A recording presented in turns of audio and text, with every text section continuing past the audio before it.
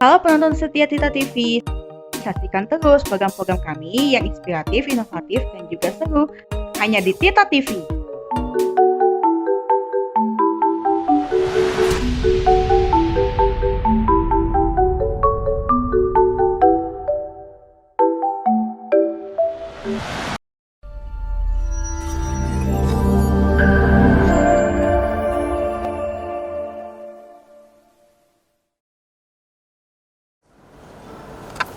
Assalamualaikum warahmatullahi wabarakatuh.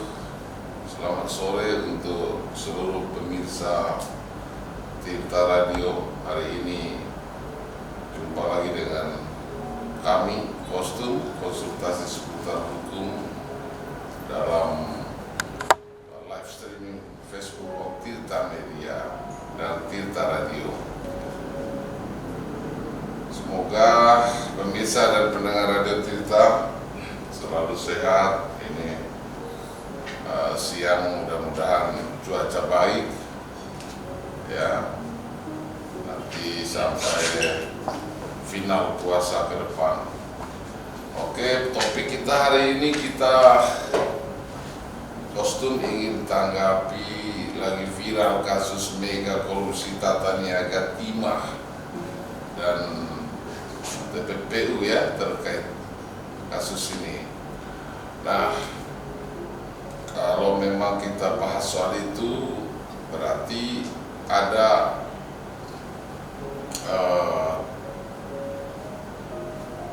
dugaan kerugian negara yang cukup besar sebenarnya. Persoalan ini pemirsa, ya kerugian kerusakan lingkungan hidupnya aja kan mencapai 270 sekian miliar tuh. Nah, sedangkan keuangan kerugian negaranya masih karena ini masih proses hukum, masih dilakukan pengembangan ya. Kalau saya lihat memang kasus ini kan masih operatornya aja ini yang masih dijadikan tersangka di Kejaksaan Agung tuh. Tapi pemain utamanya, aktor utamanya pun ini belum kita bisa lihat ya. Sebenarnya ini kan kejadian yang betul-betul sudah lama sekali, dan saya rasa ya pihak-pihak pemerintah, pejabat pemerintah juga mesti sudah tahu lama kan. Kenapa baru sekarang baru muncul ya, karena ya tadi mungkin bisa saja ini para pemain ya, para mafia tambang ini ya, yang memang suka merugikan negara ya, mengambil hak-hak yang tidak semestinya. Ini sudah berlindung di ketiak para petinggi kan, ada mesti begitu lah. Nah, entah bagaimana kasus kesekian kalinya soal pertambangan ini sudah bisa diungkap, sehingga Kejaksaan Agung terus mengusut kasus dugaan pidana korupsi dalam tata niaga komunitas ya, di Timah Wilayah Izin Usaha Pembangunan PT Timah Tbk ya.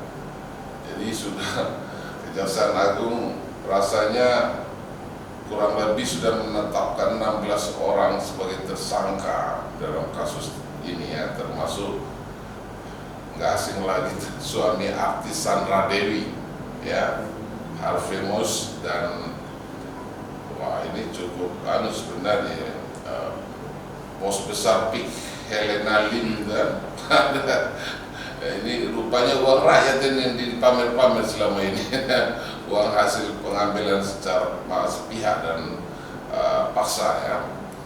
Nah, ikut jadi tersangka juga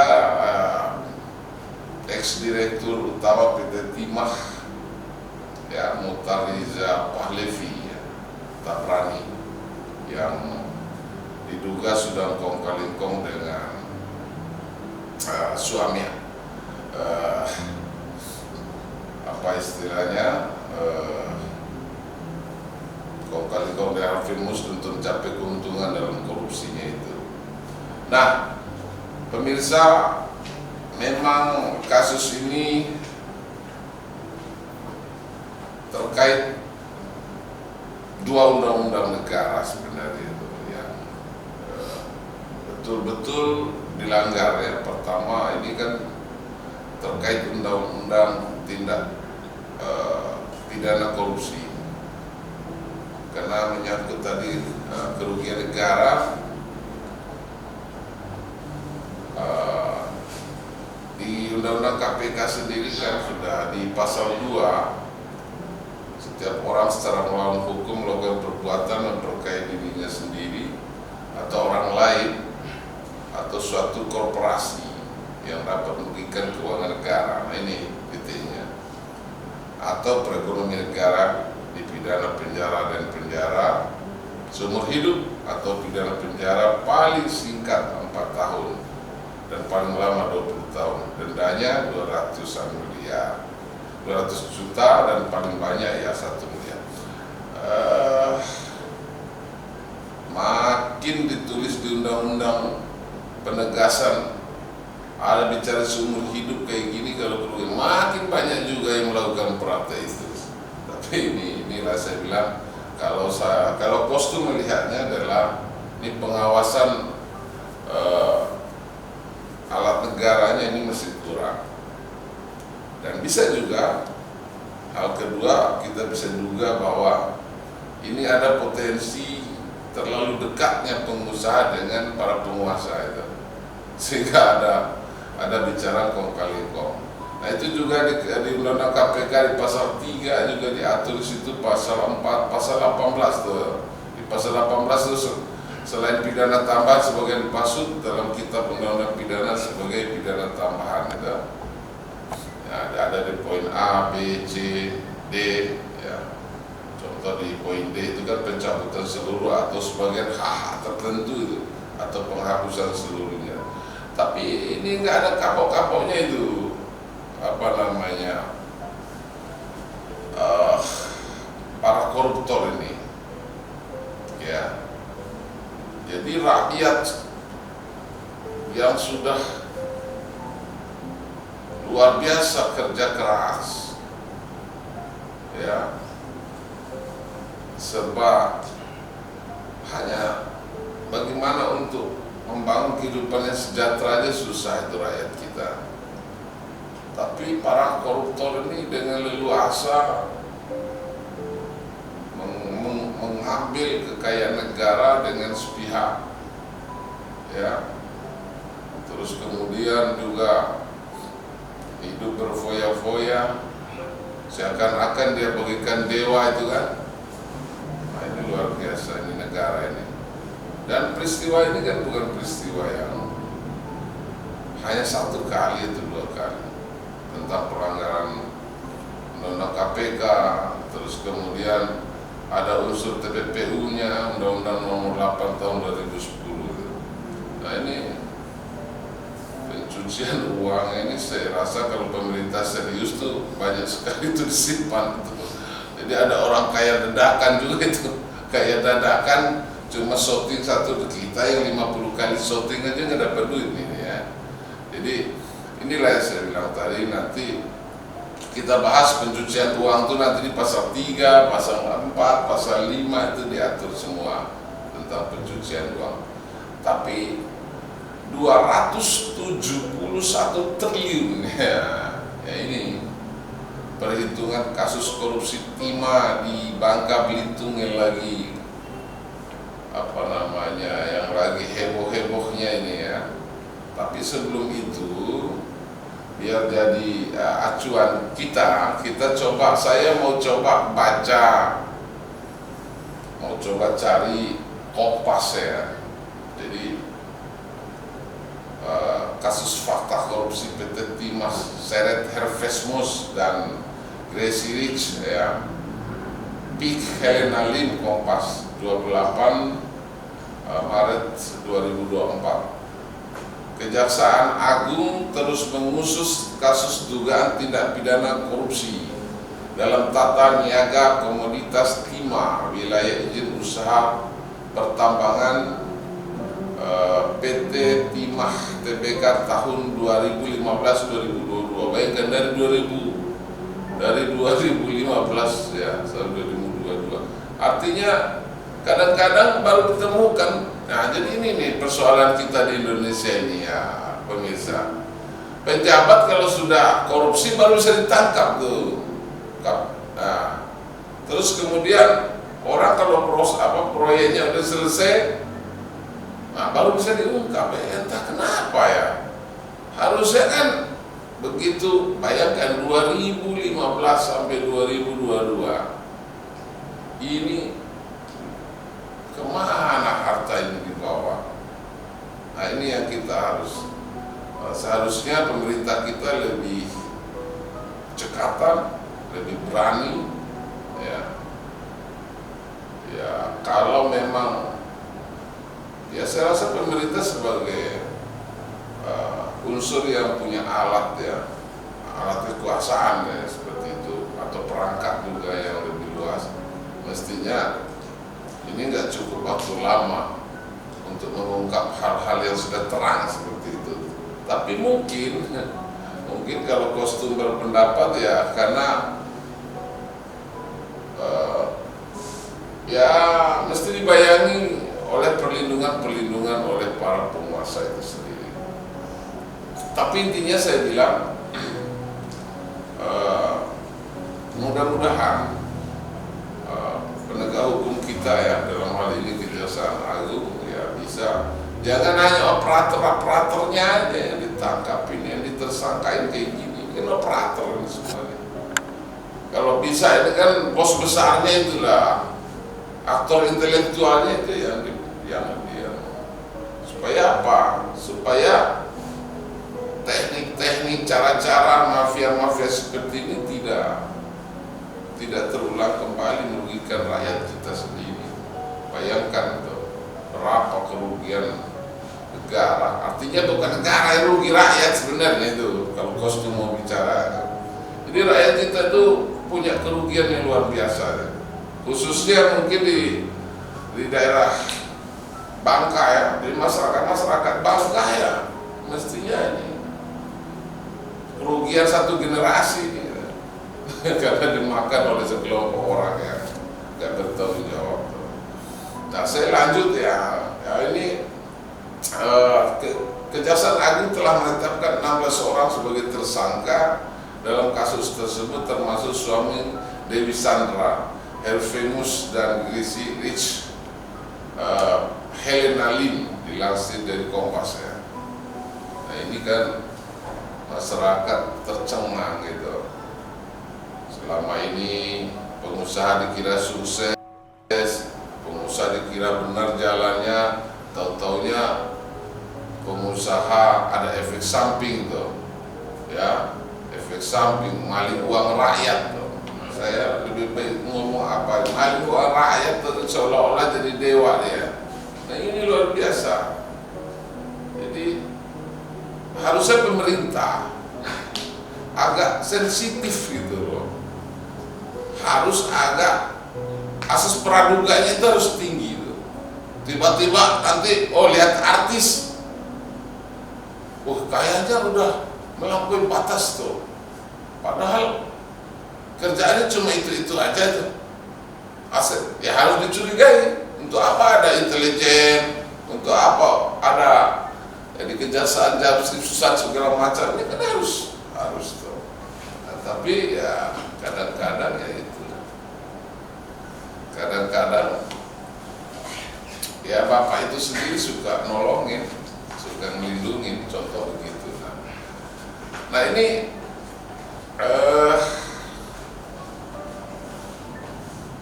kerugian mencapai 271 triliun, ini dilansir Kompas ya, kerugian akibat korupsi komunitas Timah, atau tepatnya 270 sekian. Ahli lingkungan dari Institut Pertanian Bogor, Bambang Hero Suharjo, mengatakan angka tersebut merupakan perhitungan kerugian kerusakan lingkungan dalam kawasan hutan non kawasan hutan. Nah, ini belum termasuk kerugian materialnya dan kerugian negara yang dimaksud itu. Karena kenapa belum ditemukan kerugian negara? Karena masih dalam proses pengembangan ya, proses penyidikan di Kejaksaan Agung.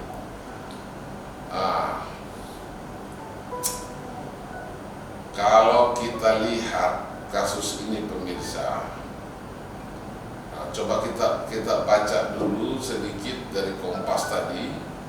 Kita lihat ada statement dari Direktur Penyidikan Jaksa Agung Muda Tindak Pidana Khusus Kejaksaan Agung pun tadi menjelaskan, Helena diduga memberikan bantuan untuk mengelola hasil tindak pidana penambangan timah. Padahal kegiatan tersebut dijalankan secara ilegal melalui kerjasama penyewaan peralatan pemrosesan peleburan timah. Helena juga diberikan sarana dan prasarana melalui PT KSE guna kepentingan dan keuntungan dirinya termasuk para tersangka. Namun para tersangka berdalih pemberian sarana dan prasarana dimaksudkan untuk penyaluran tanggung jawab sosial perusahaan berdasarkan alat bukti dan setelah dilakukan pemeriksaan berdasarkan alat bukti, penyidik berkesimpulan bahwa telah cukup untuk menetapkan yang bersangkutan Helena Lim ya sebagai tersangka. Ya, semua juga sudah tahu itu ya, sehingga Kejaksaan Agung menjelaskan penyidik menjerat Helena dengan pasal 2 ayat 1 dan pasal 3 junto pasal 18 Undang-Undang Nomor 31 Tahun 1999 tentang pemberantasan tindak pidana korupsi junto pasal 56 Kitab Undang-Undang Hukum Pidana. Setelah ditetapkan sebagai tersangka, Helena langsung ditahan oleh penyidik di Rumah Tahanan Negara Kejaksaan Agung. Tapi uangnya banyak dia itu. Paling juga nanti bagaimana putusannya yang ngeri-ngeri sedap juga kita ya. Kita nggak tahu nanti putusan yurisdiksinya di pengadilan apakah diputus gimana, terus kerugian negara harusnya diganti bagaimana. Tapi orang udah timbun itu, udah timbun banyak dia. Nah tapi saya sebenarnya soal pertambangan ini bukan soal sekali ya. Baru-baru ini juga kemarin kasus korupsi lain juga di PT Antam itu juga terjadi. Kita bukan soal ini ada kasus, tapi ini kok setiap pertambangan ada. Ini coba kita lirik kronologis lengkapnya. Antam itu kan dihukum tuh kan bayar 1,1 ton emas terungkap dugaan korupsinya itu. Nah, jadi kasus saling gugat antara PT Aneka Tambang ya, Antam itu melawan konglomerat asal Surabaya ya, bernama Budi Said kini ya, itu tuh kliennya Bang Hotman itu,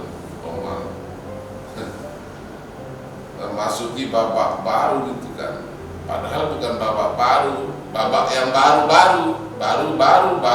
terus ya, dari awal kasus perdata kan, ini menjadi kasus pidana korupsi lantaran Antam adalah anak perusahaan BUMN ya kan, PT Inalum Persero, sehingga berpotensi menimbulkan kerugian negara.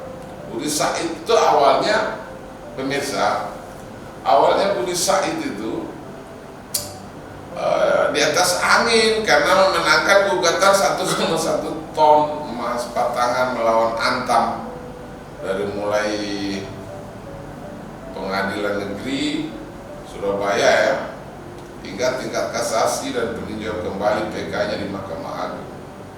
Jadi gitu pemirsa. Kini malah jadi tersangka dan langsung ditahan di Kejaksaan Agung dan kasus yang berbeda. Nah, artinya apa? Kostum melihat begini nih. Jadi benar juga kalau kata orang-orang tua kita zaman dulu itu, rupanya semut itu suka matinya di kotak gula gitu, nggak mati di kotak kopi. Sehingga ini yang otak-otak semut ini kan pada masuk semua di tambang-tambang ini yang sifatnya ada gulanya itu. Ya ada yang mati, ada yang kerumunin di pinggir, ada yang cicipin lari, ya kan? Ada yang cemplung. Nah kalau udah kecemplungnya jauh, ya itu mati langsung dia. Karena tadi itu hukum alam pemirsa.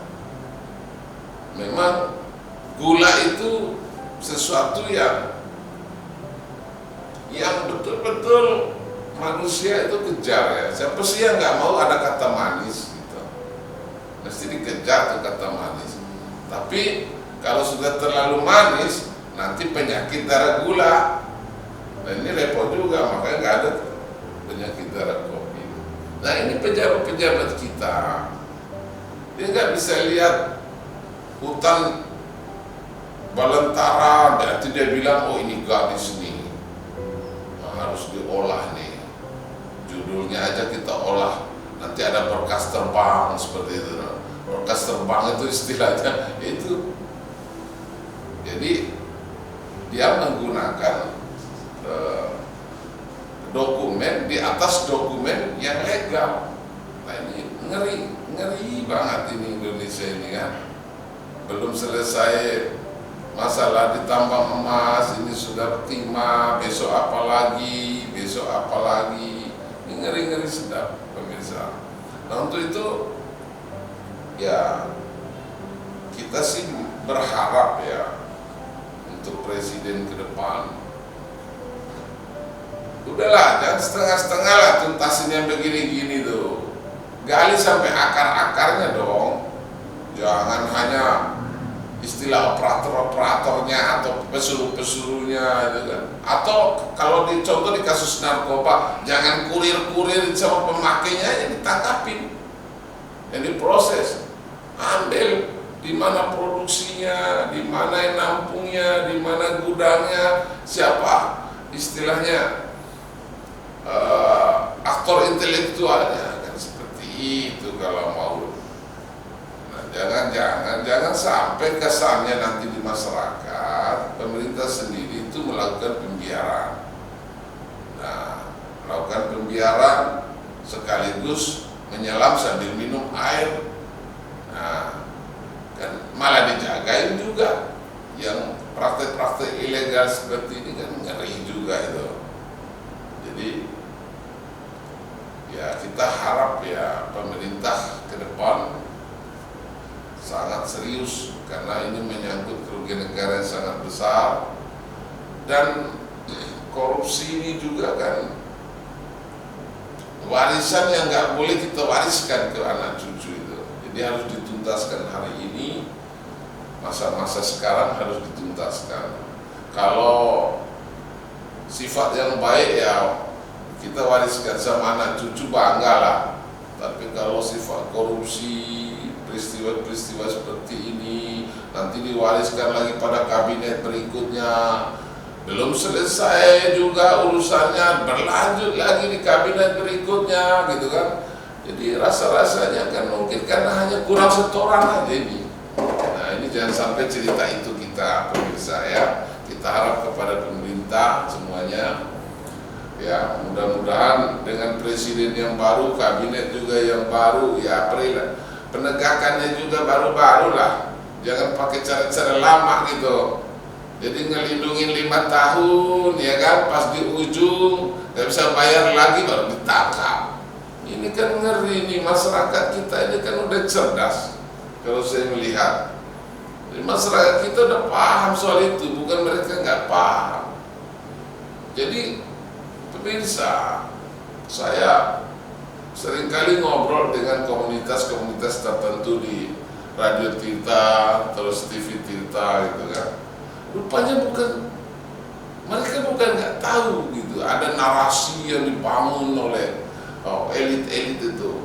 Bukan yang nggak tahu juga ada panggung politik gitu kan, ketoprak humor, tahu mereka. Dan juga mereka bukan nggak tahu soal naskah yang sudah dibuat gitu. Dan mereka juga bukan nggak tahu soal siapa aktor-aktornya, siapa artisnya, siapa sutradaranya, kemudian siapa juga penyandang dananya di negara ini, tahu semua. Cuma masyarakat kadang-kadang ngapain terlalu pusing katanya. Lo mau ngurus harga beras naik aja pusing katanya. Nah ini kan seharusnya pemerintah yang bertanggung jawab untuk itu. Nah, kenapa saya katakan itu? Karena ini menyangkut kedaulatan rakyat itu sendiri. Jadi rakyat mempunyai kedaulatan tertinggi di negeri ini, wajar. Kita rakyat semua wajar bicara. Ya. Jadi kalau rakyat banyak protes, berarti rakyat itu sayang sama pemerintahnya. Seharusnya begitu cara berpikirnya. Dulu saya pemirsa, saya berantem waktu saya umur 10 tahun, berantem sama anak tetangga. Padahal saya yang benar, tapi bapak saya mukulnya ke saya. Begitu kita mikir, oh iya benar juga, saking sayangnya bapak itu ngapain jewer anak orang lain.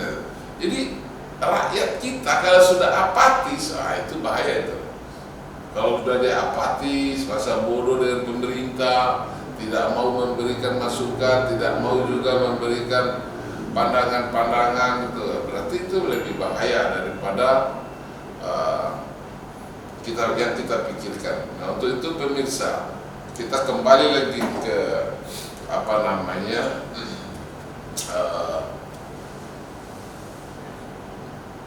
tentang korupsi timah 271 triliun loh.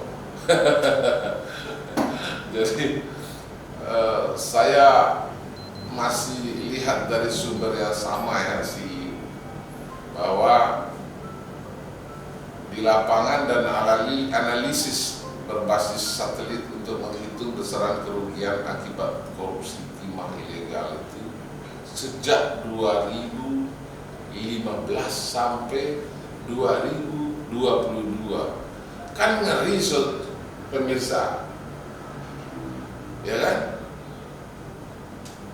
Jadi saya kasih perumpamaan tuh. Ada di dalam satu perusahaan itu ada security-nya gitu. Jadi kalau orang yang maling tiap hari, tiap saat, masa sih 2015 sampai 2022 nggak kelihatan sama security-nya itu. Ini kan persoalannya itu, jadi pemirsa. Jadi saya rasa ya rakyat kita nggak bisa dibohongi lagi lah. Ini sudah satu kelompok mafia tertentu yang memang khusus di pertambangan. Ada kelompoknya sendiri-sendiri ini. Mesti kelompok timahnya siapa, kelompok tambang emasnya siapa, ya kan? Kelompok perminyakannya siapa. Wow, ini kalau negara nggak tahu ini luar biasa.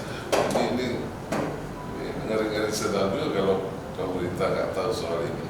Ya. Tapi pertanyaannya, apakah di 2024 ini kok terungkap nih barang 2015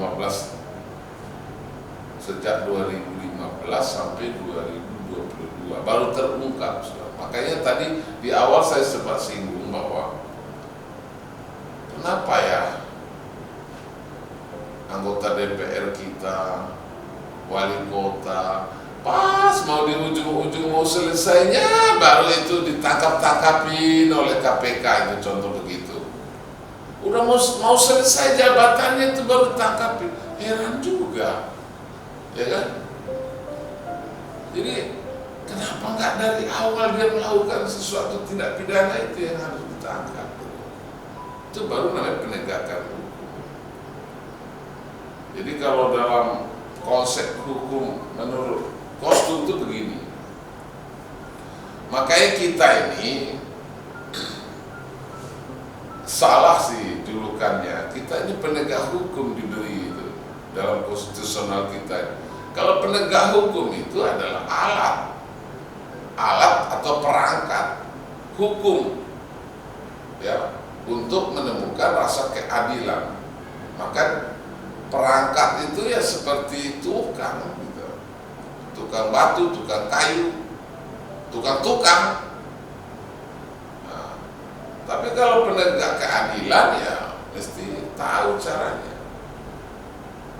Jadi kalau wajar kalau kita bicara penegak hukum, kita adalah pesuruh ya, penegak ya. Ya siapa yang disuruh, siapa yang nyuruh negain itu kan persoalan itu. Tapi itulah, mudah-mudahan negeri kita ke depan ya. Ini kan warisan nenek moyang kita. Di Kalimantan contoh itu. Kalimantan itu kan luar biasa sumber daya alamnya pemirsa, warisan leluhur itu. Nah kalau kita yang hidup saat ini cari kesempatan, cari celah waktu untuk menghabiskan itu warisan leluhur ini kan luar biasa itu. Jadi harus kita jaga sama-sama sebenarnya.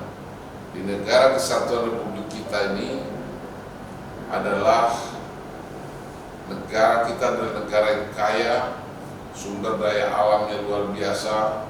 Kita punya minyak, kita punya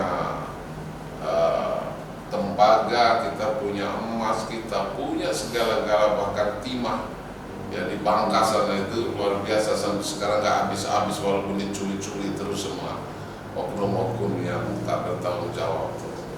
Tapi ini kan anugerah dari Tuhan yang Maha Kuasa, dan memang negara kita ini kan negara yang memang dihuni oleh turunan-turunan yang telah mewariskan kita kekayaan yang luar biasa. Tapi ya itu pemirsa, kami minta kepada pihak pemerintah ke depan, tolonglah jaga alam kita ini di Indonesia, jaga kekayaan alam kita di Kalimantan, dari Papua, Kalimantan sampai Sumatera sana. Nah ini kekayaan kita, ini kekayaan yang betul-betul ya, bahkan negara manapun nggak ada yang bisa menyainginya. Tapi ya itulah, karena banyak gula di negeri kita tadi, semutnya banyak juga yang datang cari makan di situ ya. Bukan saja warga negara Indonesia, tapi warga negara asing pun dengan segala cara bagaimana masuk dan menghabiskan ya, dia masuk, menggenggam, meraup, merampas isi alam kita ini dengan segala cara ya. Kong kali kong pun dilakukan tuh ya, pendekatan kepada penguasa, para oknum penguasa juga dilakukan. Jadi sehingga pemirsa, pertanyaannya apa yang kita wariskan pada generasi kita ke depan? Soal bicara keadilan, soal bicara penegakan, soal bicara amanah. Karena setiap kabinet mesti banyak yang sudah melakukan tadi pencitraan terhadap hukum. Mesti juga banyak yang melakukan cedera terhadap isi alam ini dengan cara tadi korupsi ya, dalil macam-macam tuh. Jadi untuk pemirsa ketahui bahwa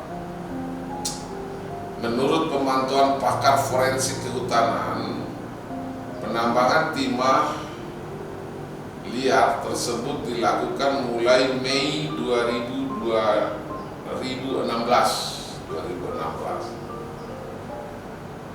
Jadi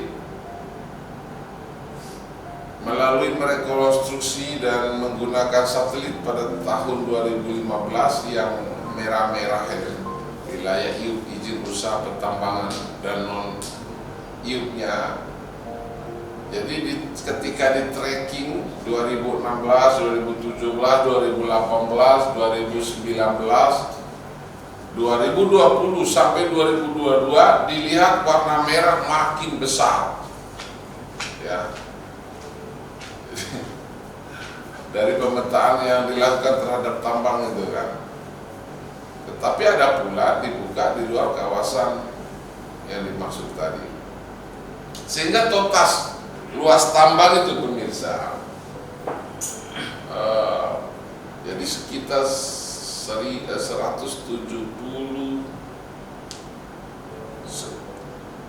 363.547 hektar, jadi sekitar gila 170.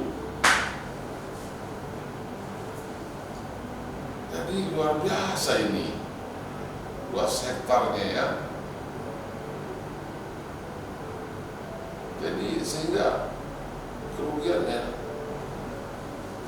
dari timah ilegal ini kan ketika dirinci kerugian tambang timah di kawasan hutannya aja 157,83 triliun. Biaya kerugian ekonominya 60,27 triliun. Biaya pemulihan lingkungan ini kan hitung-hitung tapi oke lah saya melihat begini pemirsa. Kerugian itu nggak ada gunanya kita hitung hari ini itu kalau nggak balik ke kas negara itu. Ini pemirsa yang kita. Jadi kalau saya juga tergiur tuh kalau melihat catatan itu kerugian terus tuh. Tapi kapan masuk kas negara? Lobong nanti orang kalau sudah pasang badan sudah di penjara, gimana cara balik itu bingung juga orang-orang. Nah, jangan bikin sesuatu itu seolah-olah masyarakat nanti senang, publik senang mendengar ini, tetap kenyataannya enggak itu. Intinya kita harap kepada seluruh pihak termasuk pemerintah sendiri sebagai penguasa pengelolaan, pengaturan, penataan di negara ini ya harus betul-betul ya maaf ya kalau bicara budaya Indonesia mestinya ada rasa malunya gitu. Masa setiap tahun, setiap bulan harus rakyat kita mendengarkan kata-kata seperti ini tuh. Oh ya, besok muncul di Kompas, di TV ada korupsi. Ini rasa malunya kan mesti ada itu. Ya bukan soal kami sudah berusaha. Kok bicara kami berusaha? Jadi ada budaya malunya. Jadi rakyat Indonesia sudah memberikan pajaknya, sudah memberikan kewajiban pajak untuk kepentingan semua. Ya, dalam rangka tadi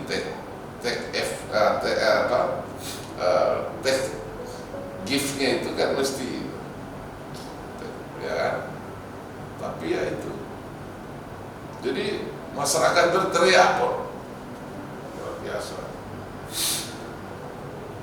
Tapi yang jelas saya bilang ini persoalan yang bukan hanya sekali dua kali. Peristiwa ini kan sudah mungkin ratusan kali lah terjadi di negeri ini. Walaupun tadi tambang yang ini, tambang yang ini, tambang yang ini, tambang yang ini. Tapi saya yakin sekali bahwa walaupun masih ada keyakinan, tetapi dalam asas praduga juga bahwa memang ada mafia tambang ini kan dari zaman dari yang dulu kan sampai sekarang belum bubar, cuma ganti gerbong aja pemirsa. Jadi mudah-mudahan ya itu tadi, kalau kita para pemimpin ya tahu malu terhadap bangsa ya, tanpa diminta, tanpa diteriakin, tanpa didemo, ya tuntaskanlah masalah-masalah yang begini.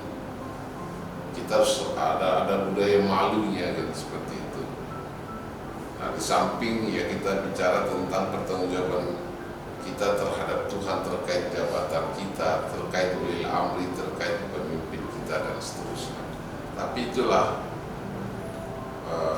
moral, hukum itu baru bisa tegak kalau di atasnya itu ada kata moralitas. Karena hukum itu sendiri dibuat oleh orang-orang yang bermoral. Makanya bicara DPR itu Dewan Perwakilan Rakyat, nah itu dewan. Nah itu orang-orang yang katanya bermoral itu, ya. Tapi kata moralnya tadi, ya, sehingga banyak anggota DPR juga itu kita juga nggak tahu malu itu banyak itu. Ya karena tadi ngaku moral tinggi, bikin undang-undang katanya orang bermoral, tapi banyak perbuatan yang dia tidak tahu malu. Jadi bingung juga. Makanya penting kita punya rasa malu di negeri ini. Ya. Makanya hukum itu tidak akan bisa tegak secara maksimal kalau penegak hukumnya nggak punya moral, kalau penegak hukumnya nggak punya rasa malu. Nah bahkan ya dewan-dewannya sendiri juga harus punya rasa moralitas, rasa malu. Jadi di negeri kita ini orang baik banyak, orang jujurnya yang tidak ada, ya kan? Orang baik itu banyak, orang baik-baik, ya kan? Nah, coba kita lihat artis, kita lihat tokoh-tokoh yang buang-buang duit, seolah-olah nyumbang itu kan? Ya, seolah-olah ya memang baik, kalau dilihat secara umum baik, tapi nggak jujur. Uangnya dari mana? Totalnya uangnya dari hasil pengambilan harta negara secara ilegal. Nah ini ngeri gitu. Ya. Apalagi bulan-bulan puasa ini, wah ini berlomba orang kaya itu. Ayo ini. Ya. Tapi ya pemirsa, kehadiran pemerintah itu harus kita anggap penting. Jadi kalau rakyat yang berteriak baru pemerintah bergerak, berarti pemerintah itu nggak punya alat tuh, nggak punya alat untuk tadi melakukan pemantauan, melakukan penyelidikan, melakukan penyidikan dan melakukan tindakan dalam hukum. Jadi jangan terkesan pemerintah bekerja hasil teriakan rakyat loh, melalui demo, melalui apa. Nah sehingga kalau kita pikir secara intelektual loh, nah berarti negara nggak punya alat dong, malah rakyat yang nggak punya alat yang bisa melihat semua itu. Nah, sehingga Kostum minta kepada seluruh pihak, ya, demi hajat hidup orang banyak, demi butir kelima Pancasila, keadilan sosial bagi seluruh rakyat Indonesia, ya, khususnya para penegak hukum, khususnya pemerintah, lakukan penegakan ya terkait kasus ini di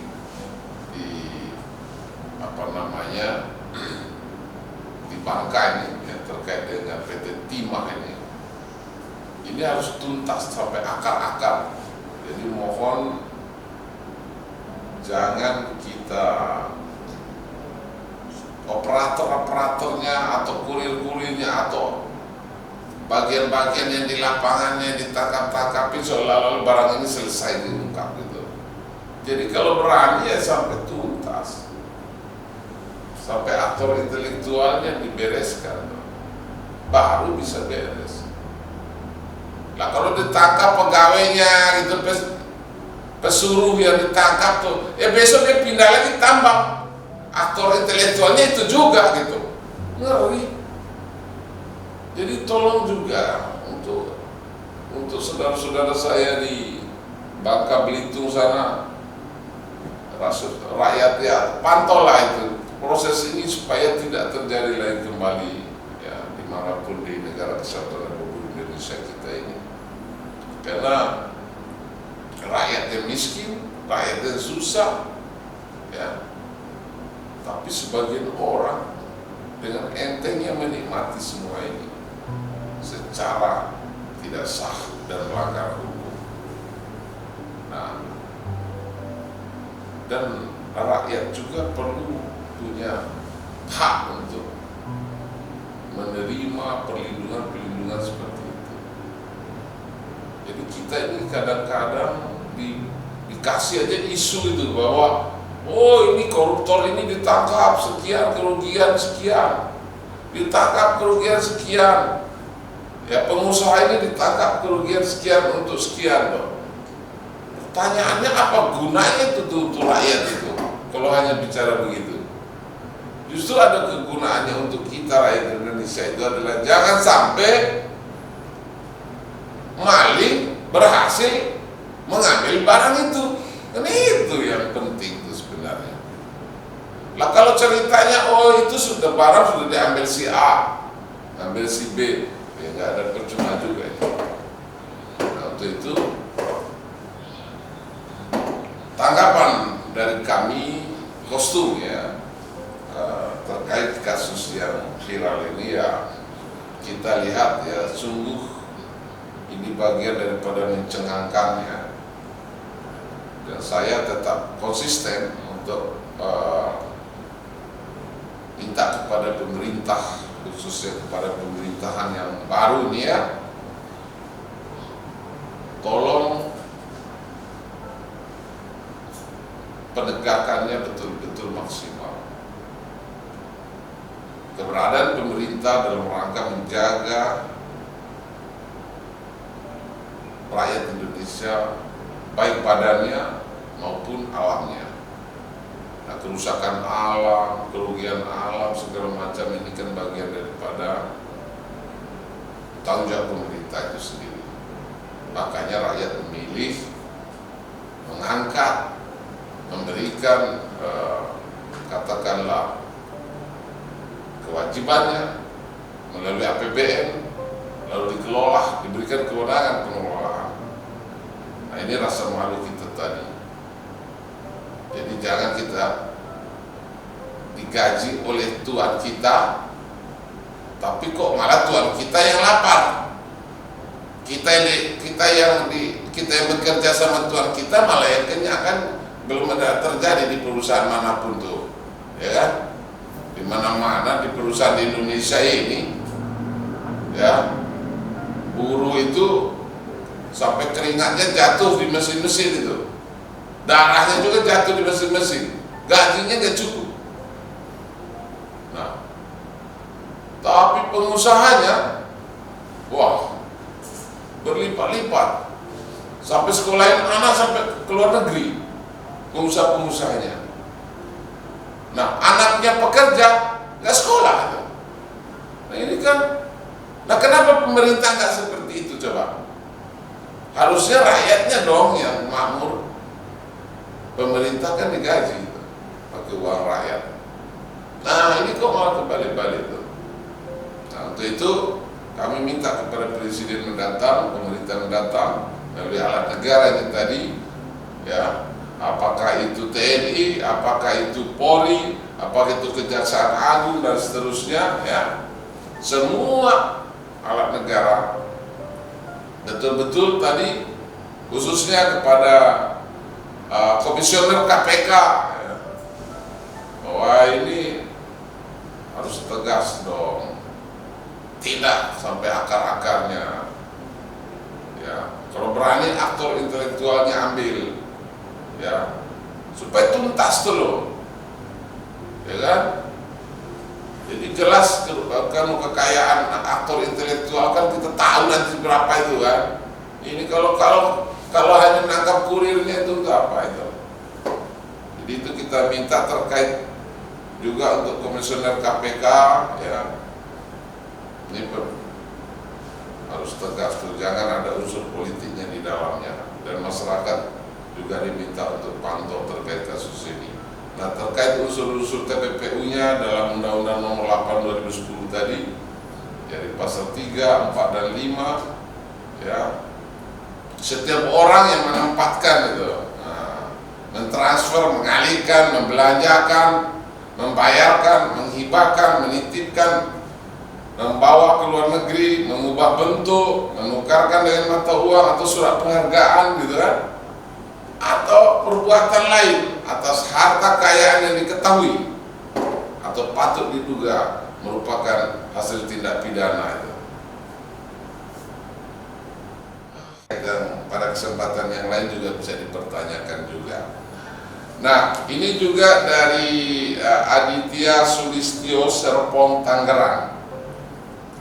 Selamat siang Tirta Radio, selamat siang Kostu dan Bang Raidin Anom. Saya ingin bertanya, apakah kita dapat mengajukan gugatan secara perdata terhadap pengelolaan parkir? Karena barang di motor saya bisa hilang saat diparkir. Oke. Saya lihat bahwa jika saudara Aditya tadi menitipkan motor kepada pengelola parkir, tiba-tiba ada kehilangan, bisa dilakukan dua-duanya, bisa juga hukum pidana, bisa juga perdata. Nah, kalau hukum pidananya itu kan karena ada kehilangan tuh, bisa juga laporkan kehilangannya juga. Nah, nanti biarkan pihak kepolisian juga memprosesnya. Tapi kalau bicara pengelolaan, minta pertanggungjawaban secara perdatanya, pengelolaan parkir tadi, karena kita kan nitip bayar, sudah nitip bayar, ambil karcis, tiba-tiba begitu masuk hilang, kan begitu kira-kira. Nah, itu bisa dilakukan perbuatan melawan hukum namanya. Di PMH, di pengadilan negeri itu bisa digugat dengan cara gugatan melakukan perbuatan melawan hukum. Karena apa? Di mana perbuatannya itu pengelolaan parkir? Perbuatannya adalah yang pertama, dia membangun badan hukum untuk pengelolaan, artinya untuk memberikan keamanan, jasa keamanan bagi kendaraan bermotornya orang lain, sehingga dia memungut biaya itu. Nah, ketika dia memungut biaya, terus si pemilik kendaraan bermotor membayar juga uang sewaannya, tiba-tiba hilang. Nah, artinya pertanggungjawaban perdatanya tadi bisa digugat kerugiannya, baik material maupun imaterialnya juga nanti bisa digugat di pengadilan negeri, ya, di wilayah hukum di mana tadi kendaraan saudara hilang, ya. Itu nanti gugatannya judulnya adalah gugatan PMH. PMH itu perbuatan melawan hukum, nah, terhadap si pengelolaan parkir itu.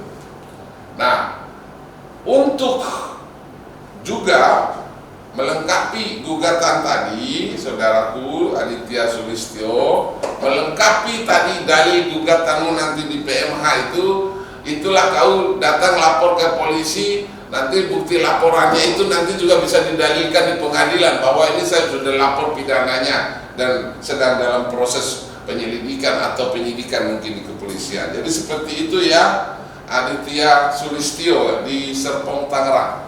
Mudah-mudahan dipahami dan dimengerti oleh saudara ya. Terus saya selamat sore, saya Ilham, ingin menanyakan siapa saja yang wajib melaporkan harta kekayaan negara, apakah seluruh warga negara wajib, apakah berbeda dengan NPWP? Terima kasih. Oh iya, jelas beda, saudaraku ya, kan laporan harta kekayaan negara itu kan bagi orang yang akan diberi mandat. Jadi akan calon nih, contoh nih kalau saya besok mau calon ketua KPK kan, itu atau calon pejabat negara yang mesti saya harus memberikan LHKPN-nya ya, laporan harta kekayaan negara. Terus kemudian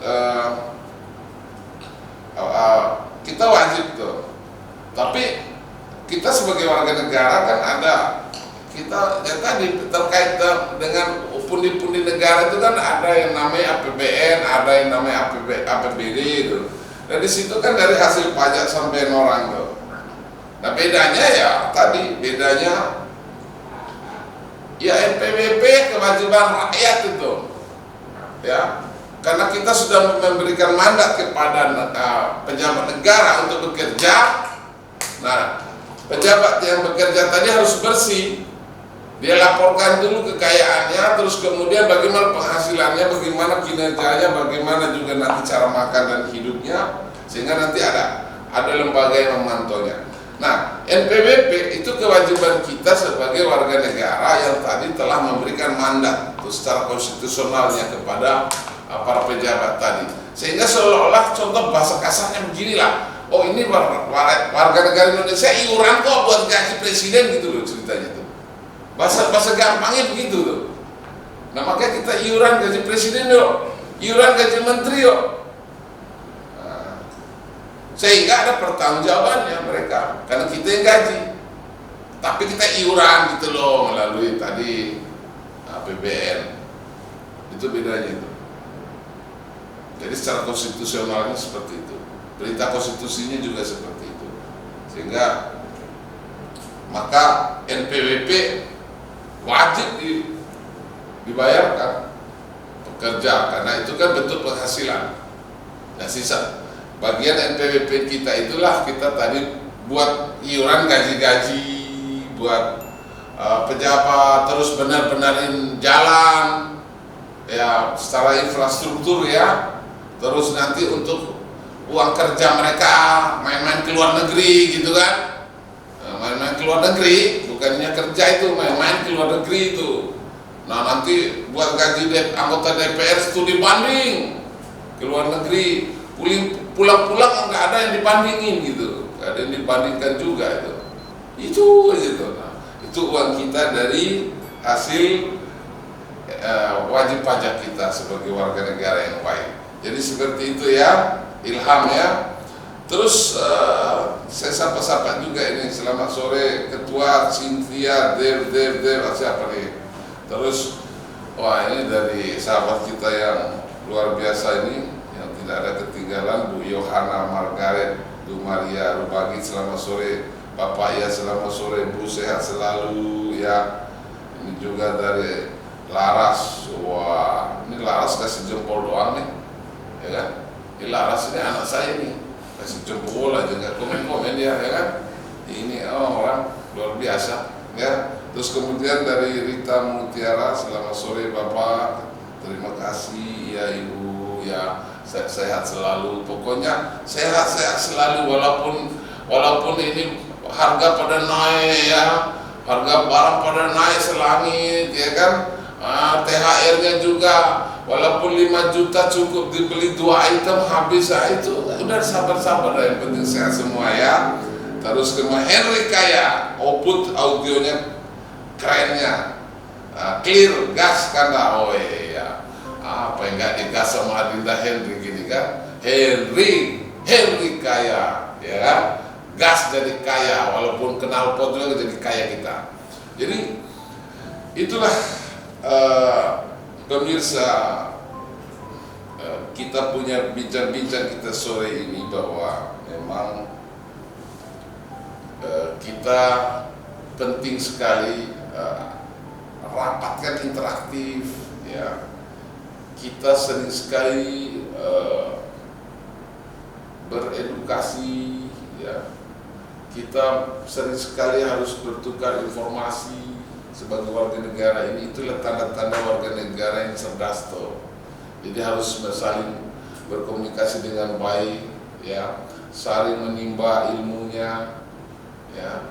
Dan tentu Saya terima kasih kepada pihak-pihak, tim-tim juga kru-kru yang ada di Media Tirta, ya TV Tirta. Luar biasa kerja kerasnya ini, walaupun dibatasi oleh keadaan yang sangat luar biasa minimnya gitu kan, apa adanya, tapi niat itu akan berjalan dengan baik ya, kalau baik niatnya. Dan jangan lihat seberapa apa yang sudah kita lakukan ya di TV Tirta ini, tapi maaf ya, pemerintah seharusnya yang punya tanggung jawab dalam ruang pencerdasan rakyat itu. Dan jujur, Media Tirta tidak digaji oleh pemerintah. Nah, ini saya tegas-tegas berbicara. Ya, padahal ini harusnya ini lembaga pemerintah yang melakukan yang begini. Tapi inilah kesadaran kita sebagai warga negara, ya.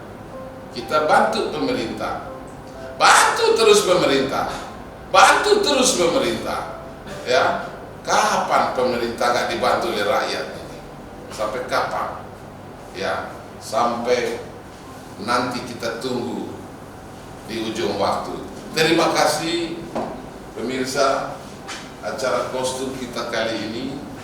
Mudah-mudahan kita semua di dalam bulan Ramadan ini diberikan keberkahan dan rahmat oleh Allah, oleh Tuhan kita, ya, untuk seluruh rakyat Indonesia. Dan satu lagi, mudah-mudahan proses politik kita cepat selesai, tuntas, dan menghasilkan presiden kita, menghasilkan pemimpin kita di dalam kabinet yang baru ke depan, menjadi presiden amanah betul-betul dari rakyat dan presiden yang ditetapkan oleh Tuhan yang Maha Kuasa. Mudah-mudahan bukan lagi presiden boneka, bukan lagi presiden kelereng, ya, mudah-mudahan tidak ke sana. Kami harap presiden kita nanti menjadi milik rakyat Indonesia dan milik bangsa Indonesia. Terima kasih.